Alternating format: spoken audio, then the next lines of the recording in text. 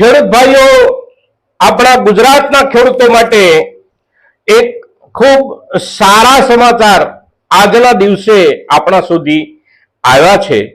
સારા સમાચાર શું છે? તો સારા જે સમાચાર છે એ છે કે આજે આપણા નાફેડની જે અધ્યક્ષ પદની ચૂંટણીની તારીખ હતી, આ તારીખે એટલે કે આજે 22 મે 2024 ના દિવસે નાફેડના મુખ્ય કાર્યાલય દિલ્હી ખાતે આપણા ગુજરાતના પ્રતિનિધિ જેમની બિનહરીફ ચેરમેન તરીકે જે વરણી થઈ છે એ આપણે માટે એક શુભ સમાચાર છે।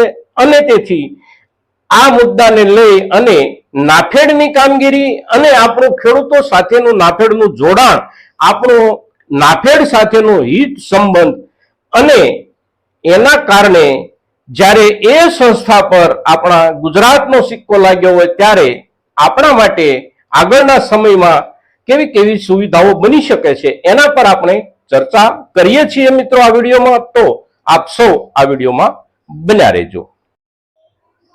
નમસ્કાર ખેડૂત મિત્રો, જય કિસાન જય ભારત।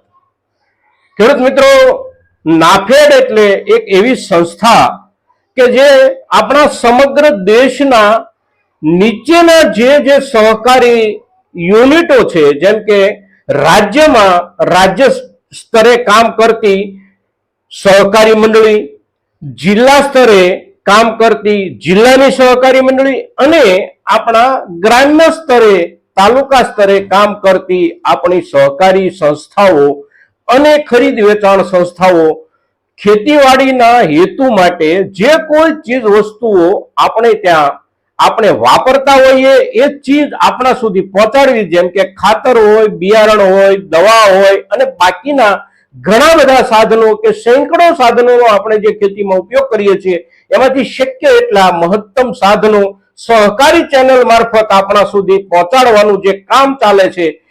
અને આપણે જે કોઈ માલ પકવ્યા પછી સરકારની જ્યારે ખરીદી જે તે માલની નીકળે ત્યારે એ માલ ખરીદવો સરકાર તરફથી અને ખરીદેલા માલનું માર્કેટિંગ કરવું, આ જે સમગ્ર કાર્યક્રમ સમગ્ર દેશમાં જે ચાલે છે એક વિરાટ તંત્રથી ચાલે છે।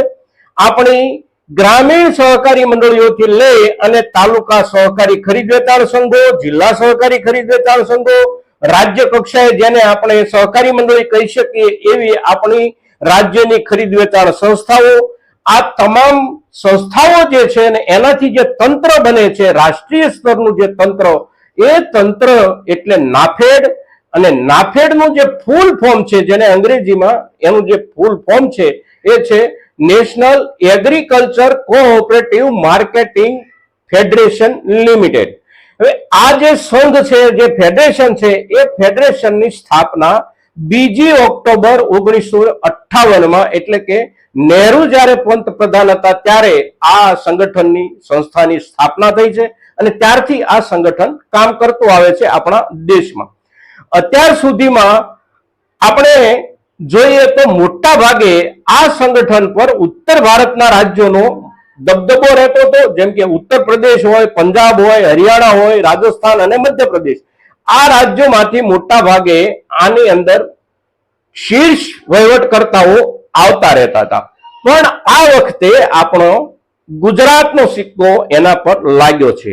આજના દિવસે નાફેડના રાષ્ટ્રીય અધ્યક્ષની જે ચૂંટણી હતી એ ચૂંટણીમાં આપણા એક ગુજરાતી નેતા અધ્યક્ષ તરીકે ચૂંટાઈ આવ્યા છે। મિત્રો, કોણ છે આ નેતા એની પણ આપણે આગળ ચર્ચા કરીએ છીએ અને એમને આપણે અભિનંદન પણ આપીએ છીએ।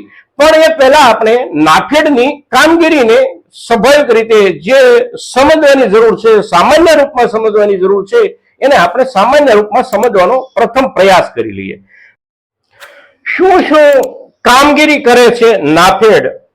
તો આપણે જે ખાતરો આપણા નજીકના કેન્દ્રો પર, આપણા ગ્રામની સેવા સહકારી મંડળીઓના ગોદામ પર જે ખાતરો મેળવીએ છીએ એ ખાતરો આપણને તાલુકા સંઘ તરફથી મળતા હોય છે। તાલુકા સંઘના જરૂરિયાત પ્રમાણેના કોટા જિલ્લા સંઘ તરફથી મળતા હોય છે અને જિલ્લા સંઘની જે તે રાજ્યોના જેટલા જિલ્લા સંઘો હોય એ જિલ્લા સંઘોની ખાતરની જે જરૂરિયાત હોય એને માટેની વ્યવસ્થા કરનારી જે રાજ્ય કક્ષાની સંસ્થા હોય એ રાજ્ય કક્ષાની સંસ્થા જિલ્લાને ખાતર પહોંચાડતી હોય છે.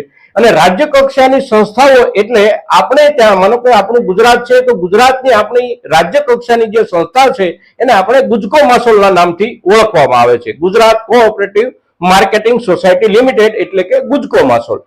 હવે આ પ્રમાણે દરેક રાજ્યોની અંદર રાજ્ય સ્તરની આ પ્રકારની એક સહકારી સંસ્થા હોય છે જે જિલ્લા, તાલુકા અને છેક નીચેના સ્તર સુધી ખાતરો, બિયારણો, દવાઓ વિશેષ રૂપમાં સરકાર દ્વારા જે પ્રોત્સાહિત હોય એવી તમામ ચીજ વસ્તુઓ આપણા સુધી પહોંચે એવી કામગીરી કરનારી જે કોઈ સંસ્થાઓ છે એ સંસ્થાઓનો સંઘ અને સંગઠન નાફેડ એટલે નાફેડ આ કામગીરી આખા દેશમાં કરતી હોય છે.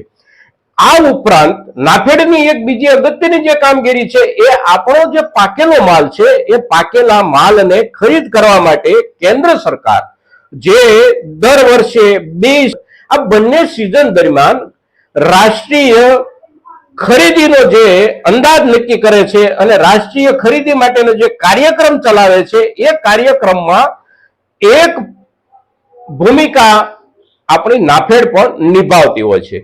સરકારની જે પીડીએસ સિસ્ટમ છે એટલે કે પબ્લિક ડિસ્ટ્રીબ્યુશન સિસ્ટમ જે છે જેને આપણે ગામડા લેવલે રેશનની દુકાન કહીએ છીએ એની અંદર જે ચીજો આપણને આપવામાં આવે છે ઘઉં હોય, ચોખા હોય તો આ ચીજોની ખરીદી સરકાર તરફથી એફસીઆઈ એટલે કે ફૂડ કોર્પોરેશન ઓફ ઇન્ડિયા કરે છે.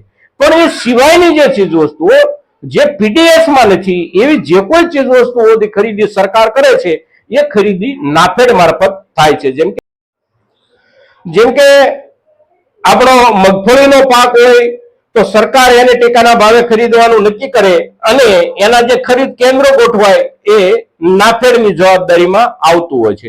એવી જ રીતે તલ, તુવેર, ચણ્યા, બાકીના કોઈ પણ કઠોળ વર્ગના જે કોઈ પાક આપણા હોય એ ઉપરાંત ડુંગળી છે, લસણ છે, આ બધા જે પાકો છે માટે અને સરકાર દ્વારા જ્યારે એની ખરીદી નીકળે છે ત્યારે જે સંસ્થાઓ એની ખરીદી કરવા માટે બંધાયેલી છે એ પૈકીની મુખ્ય સંસ્થાઓ આપણી 3 છે.